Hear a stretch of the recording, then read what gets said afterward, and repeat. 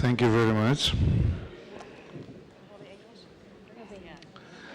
Your Excellency, distinguished participants, the subject of my intervention is the fighting against human trafficking in Greece, focusing on the existing legislative framework and its implementation problems. Some preliminary remarks. Trafficking in human beings is a particularly acute phenomenon that is evolving rapidly with political, social, and economic implications. Its main characteristic is that it continuously takes new forms. Although the jurists focus on trafficking for sexual exploitation, prostitution, child prostitution, and child pornography, and forced labor, other forms of exploitation have arisen, including recruiting combatants for armed conflicts and the trade of babies, organs, and tissues. It's not only about an internal social problem, but also an international issue, since it is rarely exhausted within a country's borders in the modern, globalized world. As a phenomenon, it is closely related to organized crime in the same way as drug trafficking and money laundering.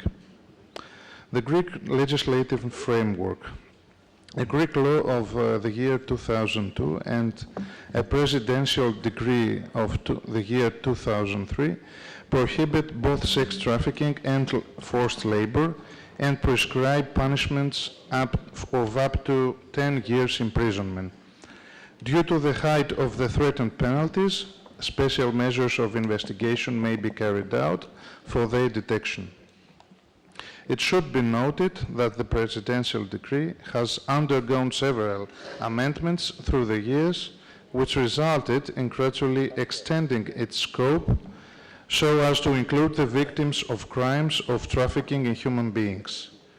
What is essential for this assessment is that this presidential decree applies to all victims of trafficking of human beings, nationals or foreigners, and its protection does not depend on the cooperation with the criminal authorities. In addition, a law of the year 2009 gives the right to victims of crimes of violence that have been committed intentionally to claim compensation. Also, a law of 2013 aims at transposing Directive of the year 2011, number 36 of the EU, on preventing and combating trafficking in human beings and protecting its victims, and replacing Council Framework Decision of the year 2002, to which it makes explicit reference.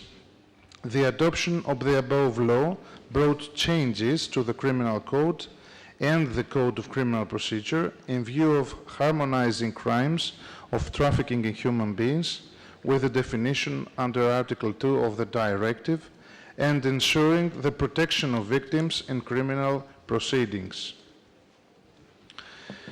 Finally, a law of the year 2014 aims at transposing the Directive of the year 2011, number 92 of the European Parliament and of the Council on combating the sexual abuse and sexual exploitation of children and child pornography, and replacing Council Framework Decision of the year 2004. Now about the implementation. According to the statistics of the Greek Ministry of Justice, during the years of 2013, 2014, and 2015, 103 suspects faced criminal charges for sexual exploitation and only 16 for forced labor. During the same time, the convictions in first instance amounted to 63 for sexual exploitation and 11 for forced labor, but just 7 persons were convicted in second instance for sexual exploitation and only 1 for forced labor. I would like to make a reference in 2 cases. In the first case, the traffickers brought women from Russia in Greece by deceiving them, using promises of possible finding employment in Greece. In this way, they took advantage of the vulnerability of their positions, since they were far away from their country, and they distracted their consent for their sexual exploitation. In the second case, the traffickers acted professionally, using force and threat, carrying their victims within their territory in order to exploit their begging.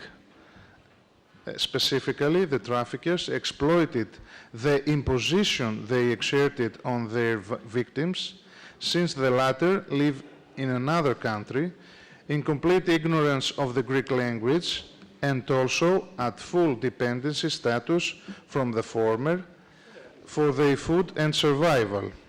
Furthermore, they used constant threats against their relatives, keeping them confined in a closed private track and having their victims under constant surveillance. They pushed them in begging, and they received their proceeds themselves. Several evidential difficulties exist for the detection of these offenses. The main is the unwillingness, the refusal of the victims to testify, and their detachment from the rest of society. Experience gained over the last few years has shown that the adoption of special measures of investigation, such as wiretapping, and the judicial and police cooperation are both essential for combating these types of transboundary crime. Carrying out routine investigations is not sufficient for dismantling this criminal organization, and the lifting of the confidentiality of communications would be sufficiently effective given the transboundary nature of these communications. Trafficking in human beings is a type of organized crime that needs to be tackled at European and international level. Now some concluding remarks. The role of the state cannot be limited to addressing human trafficking only as a criminal size. Criminal law is certainly a useful tool, but it is inadequate. The European Economic and Social Committee have stated on their opinion already since 1998 that the strict criminal and police addressing human trafficking and exploitation of minors internationally did not result so far in the limitation of the phenomenon. Member states of EU and international organizations should address the root causes of the phenomenon, and as such are, on the one hand, the spread of poverty and the lack of opportunities for improving living standards in the victims' countries of origin, and on the other, the social crisis of values and the materialistic trend prevalent in developed societies. Beyond the shadow of a doubt, human trafficking thrives only where there are customers ready to buy. Apparently, the development of a demand reduction policy would perhaps be the most effective way to tackle the problem.